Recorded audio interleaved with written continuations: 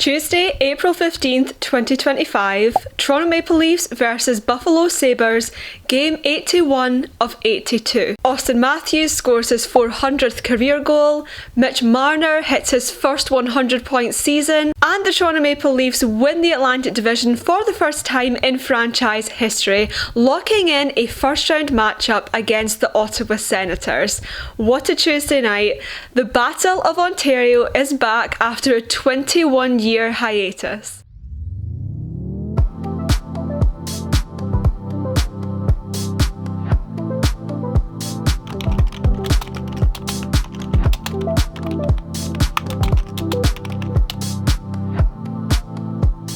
Hi and welcome back to my channel. If you're new here, welcome. I'm Victoria. I talk everything hockey and Toronto Maple Leafs from across the pond in Scotland, and for today's video we're talking about the Toronto Maple Leafs versus the Ottawa Senators in the first round of the Stanley Cup Playoffs 2025. Leafs fans have been waiting a while now to find out who the Leafs first round matchup will be against. It was down to Florida, Tampa or Ottawa, and the storylines for the division have matched up perfectly because now we have not only the Battle of Ontario but also the Battle of Florida too. As a Leafs fan, any first round matchup makes me nervous. The Leafs are capable of losing to anyone, so you might as well get the most entertainment value possible as compensation for your anxiety, right? Ottawa versus Toronto is undeniably the best potential matchup that the Leafs could have had this year. It is the most entertaining for fans. I think it's going to be a fun series and I can't wait for it to get started. Toronto versus Ottawa is a long-standing rivalry with both geographical and historical origins. It's sure to be a fun watch and I am so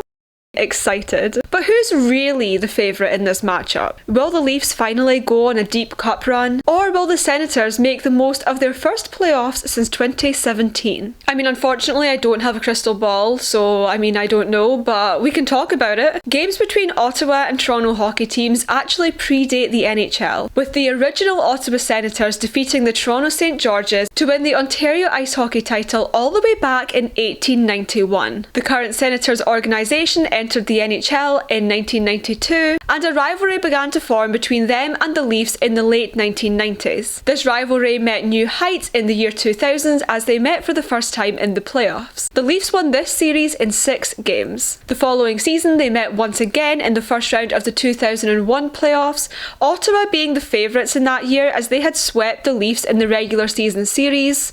Sound familiar? But in a huge upset, the Leafs actually swept them instead and took the series in 4 games. For the third straight year, the two met again in the playoffs, this time though in the second round. It was an evenly matched series, but the Leafs did win it in 7 games and progressed to the conference finals. By this point, the rivalry had really intensified, and in Game 5, the Senators captain at the time made a questionable hit from behind on Darcy Tucker, which did not draw a penalty. However, Tucker actually scored the game-winning goal just seconds later. Skipping forward a year to the 2003-04 season, this was the last time that the Battle of Ontario took place.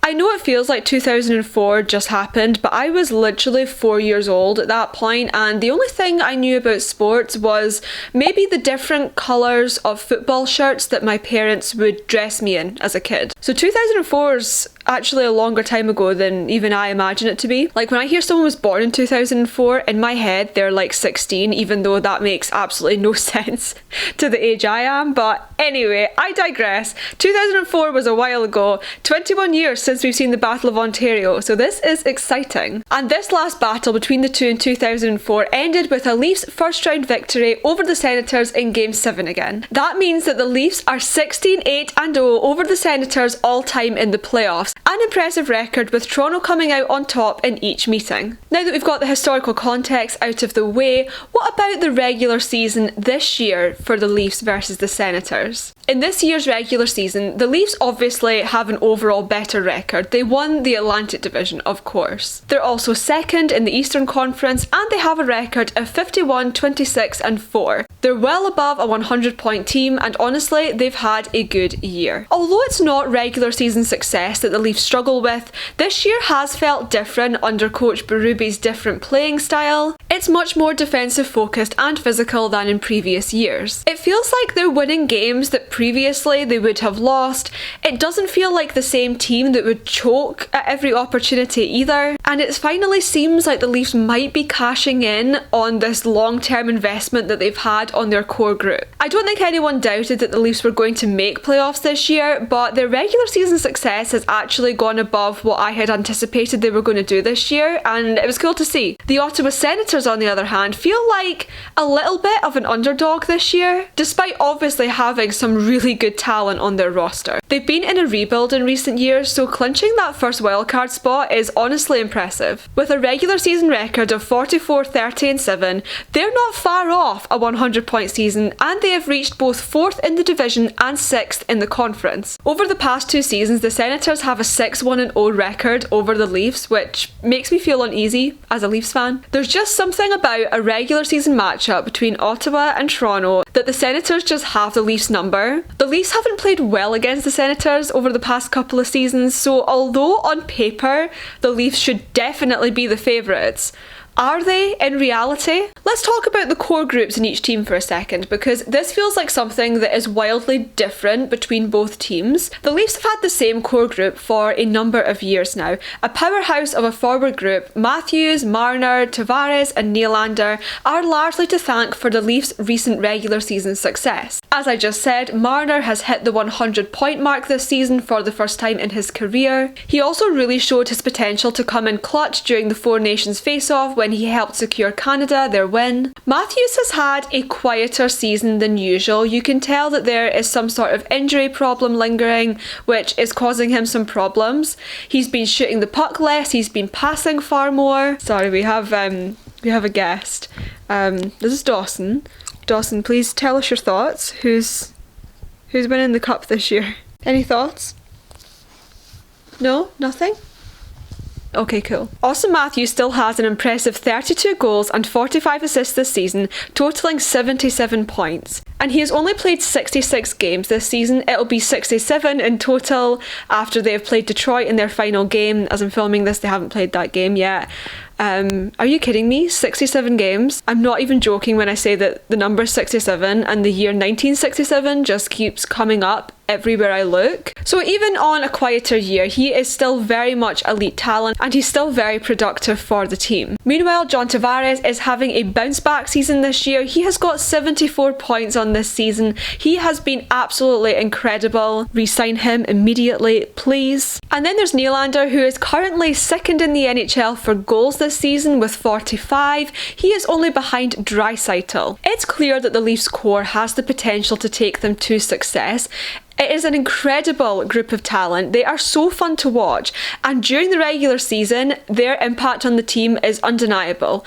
The problem comes when they get into the postseason, and sometimes one or multiple of them don't show up properly for games. I don't know if it's the pressure that gets to them, I'm not too sure what it is, but there's been too many postseason games where one or all of them haven't showed up properly, and they haven't performed at a high enough level needed to play a playoff game. To find cup success, I just think the entire Leafs team has to be at the top of its game all the time, and especially the core, who are paid the biggest amount of money to do so. That's ultimately what their missing link has been in other seasons, and if they can overcome this year, I don't see any reason why they can't go on a deep cup run. They have the experience and the talent, and now it's time to prove that they can use it to win a cup. Ottawa, on the other hand, may not have even been on many people's radar to make the playoffs this year. Of course, they've very much been a rebuild team, and I had no doubt that within the next few seasons that Senators team was going to be a real contender, because they just have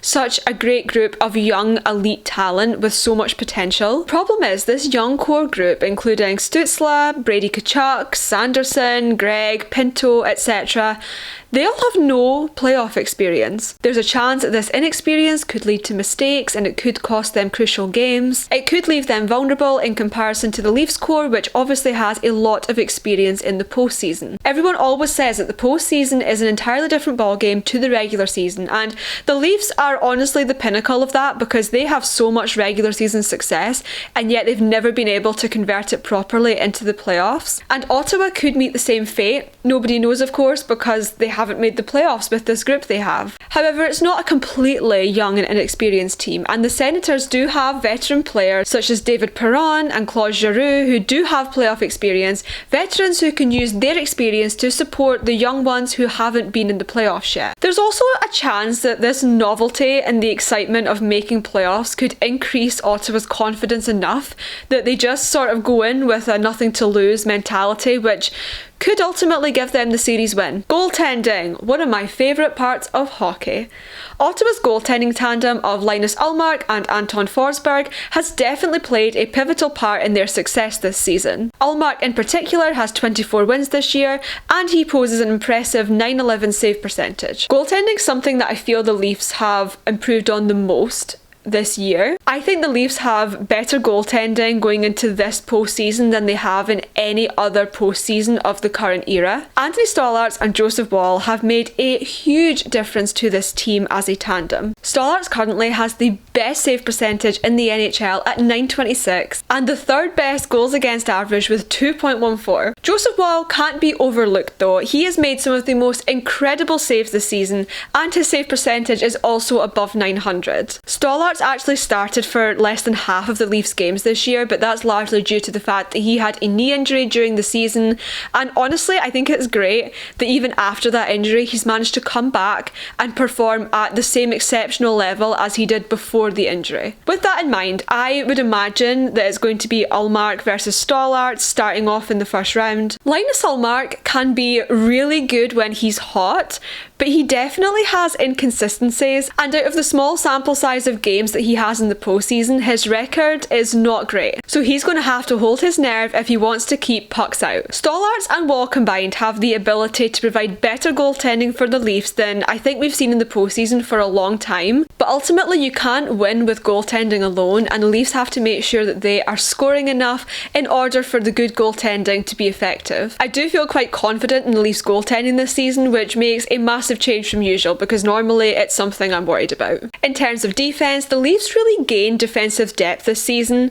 Morgan Rielly has had a less than ideal season this year, but it's been manageable due to the likes of Tanev and McCabe who have really pulled their weight. Also loved Benoit and Oliver Ekman-Larsson this season too, and then of course at the trade deadline the Leafs acquired blue line depth with Brandon Carlo. However, the Senators have also improved their defence this year too. Jake Sanderson is a great defenseman. He moves the puck effectively while still having great offensive output too. He has 11 goals and 44 assists, totaling 55 points in 79 games played this season. He's played basically every game, and he also has really high ice time. He is in the game a lot of the time, combined with some other really good defensive pieces such as Thomas Chabot.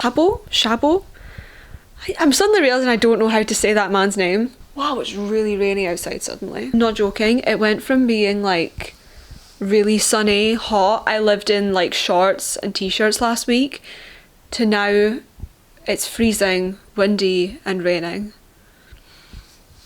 I keep thinking spring's here and then it's just not. Ottawa's defence is actually pretty good too, but overall I do wonder how much of this matchup is going to come down to which team can handle the pressure when it comes to it. Even though the Battle of Ontario is fun, it's great for hockey, the pressure that is piled on because of that I think is a lot higher than against other matchups, especially for a team like the Leafs. We all know how intense the media scene is in Toronto, and that can definitely have an effect on, I guess, like the mentality and the pressure on this Leafs team. And I do wonder if having your intense rivals up against you does set them at a slight disadvantage, especially given they haven't been able to beat Ottawa all season long. Meanwhile, that's good momentum for Ottawa because they know that they can beat this Leafs team. One thing I think the Leafs really have in their favour for this matchup is the fact that I think home advantage is a little less important for the Leafs in this series in particular, because the Canadian Tire Centre is frequently filled up with Leafs jerseys whenever Ottawa are playing Toronto. Like, you look at Battle of Ontario games in Ottawa and there's a lot of blue and white there, and given that sometimes Scotiabank can be accused of being a little quiet, you just know that the Canadian Tire Centre is going to be packed with as many Leafs fans as can possibly get in there, and that they're going to be noisy. So I think the Leafs have an advantage here in that both the home and away venues are probably going to be a great atmosphere for them to play in. I just hope that they don't crack under the pressure. So my predictions for the Leafs versus Senators. I think this is going to be a long playoff round, and I'm going to say Leafs win it in 6 or 7 games. I'm honestly inclined to go with 7. I just feel like there's going to be a lot of tight games, tighter than I'd like it to be. And ultimately, I do think the Leafs can do it. I think the Leafs are the better team. They've got far more experience and they've really become a well-rounded team who has fixed all of the little problems they had before. And I think Craig Berube has made a huge difference to them. So ultimately, I do think they can do it. But I think it's going to be in 6 or 7 games. I don't think in the slightest there's going to be a sweep on either side. I can't see either team having a sweep. I do think it's going to go to game 6 or 7. But I do think the Leafs will win it, and that is the optimist in me, and I really hope I'm right. Otherwise, as usual, I'll be crying, as I do every other year. So those are all my thoughts on the Toronto Maple Leafs versus Ottawa Senators first round matchup. Leave me a comment down below. Who do you think's taking this series and in how many games? As always, if you haven't already, please make sure to subscribe to my channel and also like this video if you did enjoy it. I'll also pop up my other social medias somewhere above my head. Follow me over there on Twitter. I tweet during like all the games. It's usually a load of rubbish because it's 2 o'clock in the morning when I'm posting them, but nonetheless, I do post a lot of Leaf stuff there. And also follow me on Instagram. I really need to post more hockey content on there, so give me a follow over there, and I really should start doing that. Thank you so much for watching, and I'll be back soon with more hockey chats from across the pond. Bye guys.